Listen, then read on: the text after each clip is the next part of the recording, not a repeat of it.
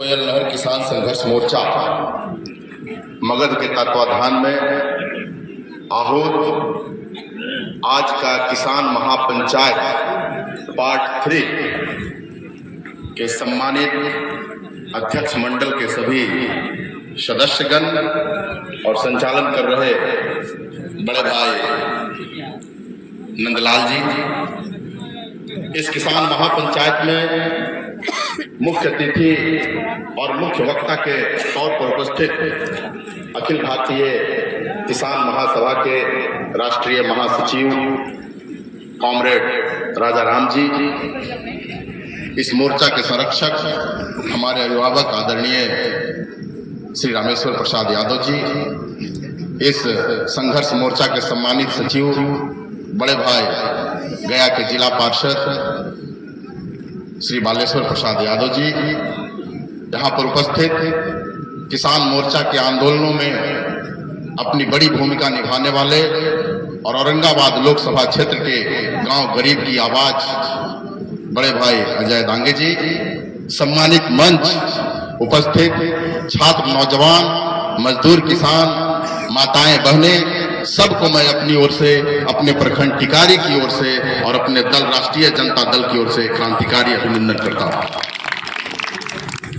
साथियों, जब भारत पर लेख लिखने की बात आती है, निबंध अनिल भैया, तो लिखा जाता है कि भारत एक कृषि प्रधान देश है। इसकी 80% आबादी जो है वो कृषि पर निर्भर करती है, उसका जीविकोपार्जन, जीवन यापन जो है वो कृषि पर ही निर्भर है। ये सिर्फ भारत की बात नहीं है, किसी भी विकसित देश में चले जाइए आप, अमेरिका चले जाइए, जापान चले जाइए, फ्रांस चले जाइए, कनाडा चले जाइए,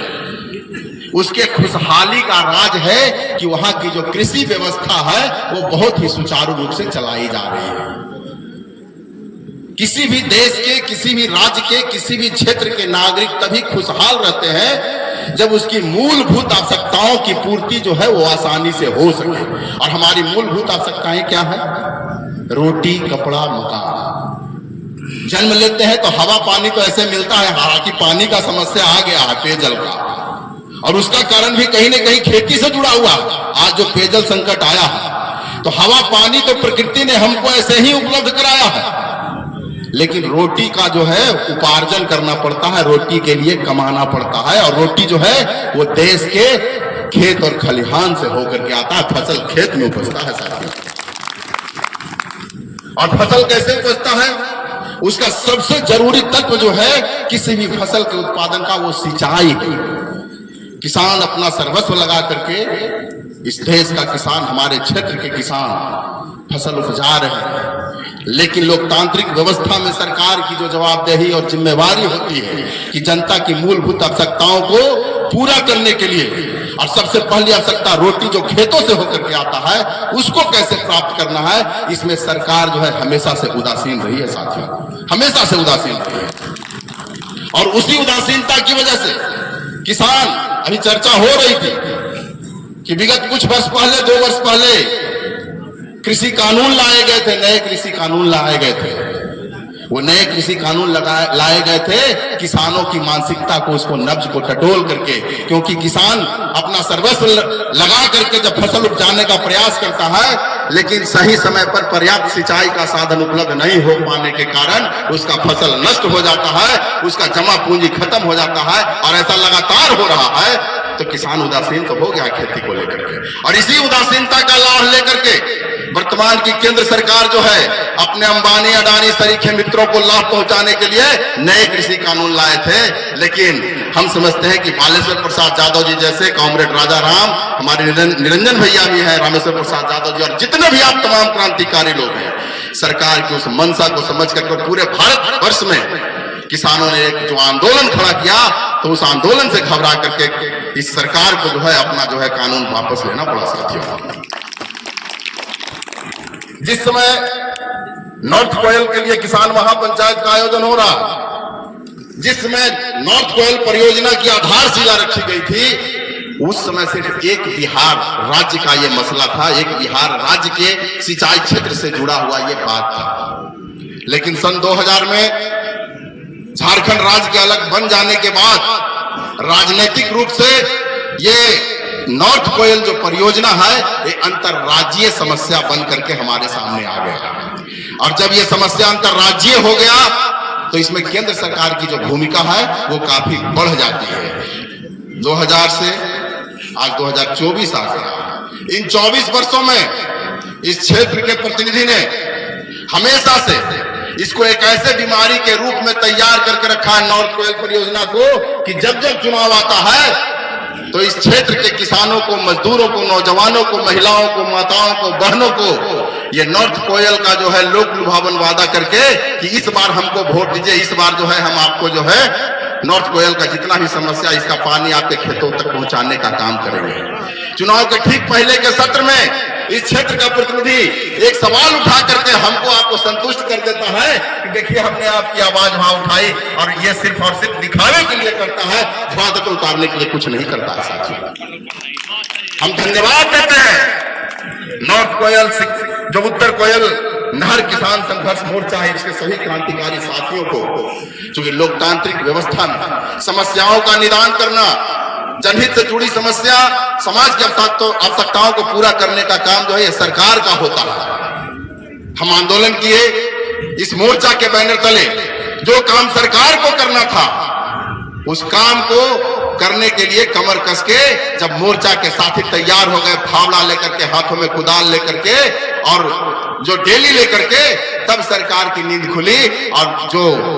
277 आरडी से 306 आरडी तक के गाज की सफाई जो करनी थी और इस मोर्चा के साथियों ने जो वादा किया था इस क्षेत्र के किसानों से कि हम जीटी रोड से दक्षिण पानी लेकर के आएंगे, वो काम पूरा होने का काम हुआ। जिस उद्देश्य के साथ हम जब कोई काम करते हैं और उसमें सफलता मिलती है तो स्वाभाविक तौर पर हमारा मनोबल भी बढ़ता है। अभी समस्या का निदान नहीं हुआ है, अभी प्रतिवेदन पढ़ रहे थे हमारे बड़े भाई बालेश्वर यादव जी, चूंकि गाज की सफाई होने के बाद भी प्रतिवेदन में स्पष्ट रूप से लिखा हुआ है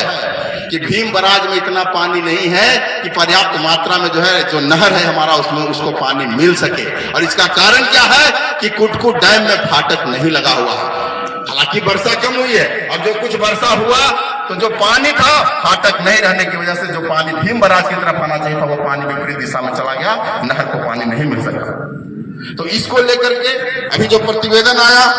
तो राज्य सरकार और केंद्र सरकार, चूंकि जो डिस्ट्रीब्यूटरीज है, रेलवे लाइन के नीचे पुल बनाना है वो किसके क्षेत्राधिकार में है, कुटकू डैम में फाटक लगाना है ये किसके क्षेत्राधिकार में है, इन बातों को तय करके हमको अपना आंदोलन को स्वरूप देना होगा। और सबसे बड़ी बात कि आज की जो सरकार है इस बात पर गौर कीजिएगा कि आज की जो सरकार है वो सरकार जनहित से जुड़े मुद्दे को छोड़ करके और मंदिर मस्जिद करने में लगी हुई है। मंदिर मस्जिद में उलझा करके समाज को बांट करके अपना रोटी सेकने में लगी हुई है। और ऐसी परिस्थिति में रामधारी सिंह दिनकर जो राष्ट्र कवि हैं उनकी चंद पंक्तियां हमें याद आती हैं। क्योंकि किसान महापंचायत हो रहा है तो मैं उन पंक्तियों को कह करके अपनी बात समाप्त करूंगा कि आरती लिए तो किसे ढूंढता है मूर्ख, जिसके हाथों में इस देश की व्यवस्था है वो हाथों में आरती लेकर के उसके लिए, वैसे लोगों के लिए रामधारी सिंह दिनकर जी ने कहा है कि आरती लिए तो किसे ढूंढता है मूर्ख, मंदिरों राज प्रसादों में तहखानों में देवता कहीं सड़कों पर गिट्टी तोड़ रहे, देवता मिलेंगे खेतों में खलिहानों में, देवता मिलेंगे खेतों में खलिहानों में। फावड़े और हल राजदंड बनने को है, धूसरता सोने से श्रृंगार सजाती है।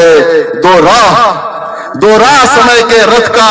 घर घर नाद सुनो, सिंहासन खाली करो कि जनता आती है, सिंहासन खाली करो कि जनता आती है। हमको इस लाइन को याद करके जो हमारी आवश्यकताओं हमारी समस्याओं से हमको विमुख करके और आरती मंगल में लगा हुआ है, आगामी चुनाव में उसको हमको चारों खाने चित करके और अपना जो समस्या उसका निदान पा लेना है। साथियों, इसी बात के साथ क्रांति आर्य अभिवादन करते हुए अपनी बात समाप्त करता हूं। जय हिंद, जय भारत, लाल सलाम।